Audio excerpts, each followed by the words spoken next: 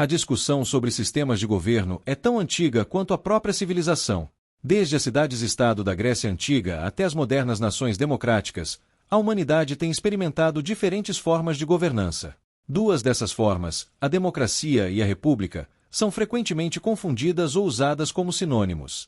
No entanto, há diferenças fundamentais entre elas que podem determinar o grau de liberdade e justiça de uma sociedade. Neste vídeo, vamos explorar por que a república é um sistema superior à democracia, especialmente do ponto de vista libertário. Primeiro, é crucial definir o que entendemos por democracia e república. A democracia, em sua essência mais pura, é o governo da maioria. As decisões são tomadas com base na vontade da maioria dos cidadãos, geralmente através de eleições diretas. No entanto, a vontade da maioria nem sempre é sinônimo de justiça ou liberdade. A república, por outro lado, é um sistema onde o governo é limitado por leis e existe uma separação clara de poderes.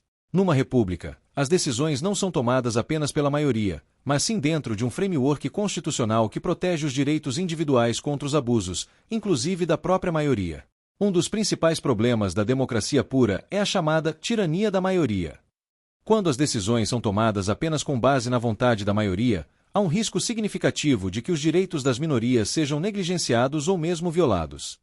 Imagine uma situação onde 51% da população decide que os outros 49% não têm direito a determinados benefícios ou liberdades. Este é um cenário possível em uma democracia pura. A república, por outro lado, possui mecanismos para evitar esse tipo de abuso. A Constituição e o sistema de freios e contrapesos garantem que as decisões sejam tomadas com base no respeito aos direitos individuais, independentemente de quão popular ou impopular essa decisão possa ser.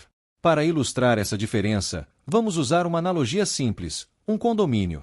Imagine um condomínio onde todos os moradores, incluindo o zelador, têm direito a voto. Na democracia, o zelador, que é um funcionário do condomínio, tem o mesmo poder de decisão que os proprietários. Agora, imagine que esse zelador vota a favor de um aumento salarial para ele mesmo.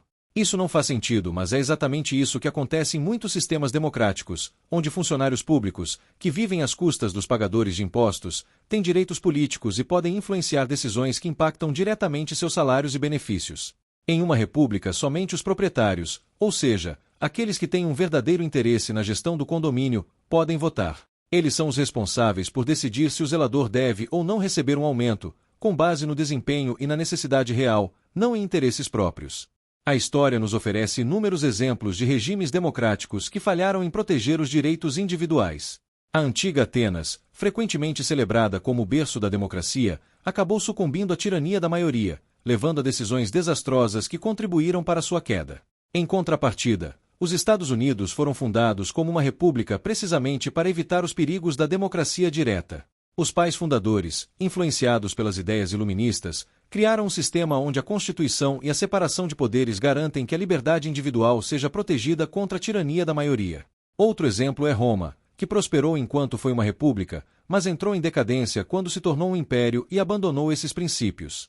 A centralização do poder e a ausência de limites claros sobre a autoridade governamental levaram a abusos e, eventualmente, à queda do império. A democracia permite que funcionários públicos, que deveriam servir ao povo, decidam sobre políticas que afetam diretamente suas condições de trabalho e remuneração. Isso é ilógico. Imagine uma empresa onde os empregados têm o poder de decidir sobre os salários e benefícios do empregador. Isso levaria inevitavelmente a abusos e à falência da empresa. Da mesma forma, em uma democracia, os políticos frequentemente legislam em causa própria, aumentando seus próprios salários e benefícios, enquanto a população, que deveria ser servida, sofre com a má administração e a corrupção. Em setembro de 2024, o Brasil tem um total de 12,7 milhões de funcionários públicos e 23 milhões de aposentados de um total de 212,6 milhões de pessoas. Isso já soma 35,7 milhões de pessoas que vivem diretamente dos impostos. Por mais que eles supostamente paguem impostos, esses tributos vêm de rendimentos que já receberam do setor público. Na prática, nenhum deles contribui financeiramente para a melhora econômica do país. Você não ouviu errado. Cerca de 17% da população apenas recebe dinheiro público.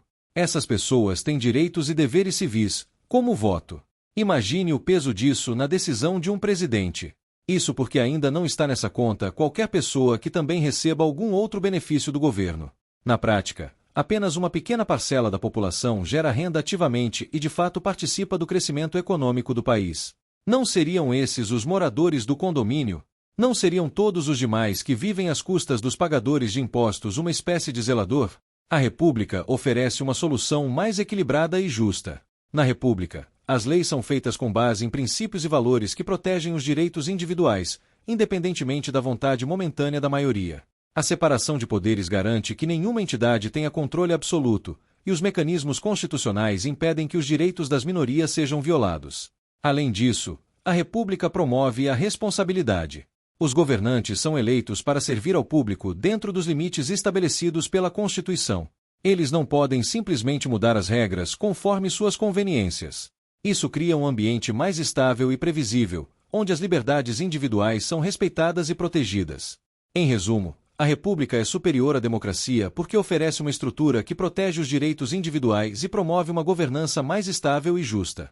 Enquanto a democracia se baseia na vontade da maioria, a República coloca a lei e os direitos individuais acima de tudo. E você, o que pensa sobre a superioridade da República em relação à democracia? Acredita que os direitos individuais devem ser protegidos a qualquer custo ou que a vontade da maioria deve prevalecer? Deixe sua opinião nos comentários abaixo. Obrigado por assistir a mais um vídeo do Saber Libertário. Até a próxima!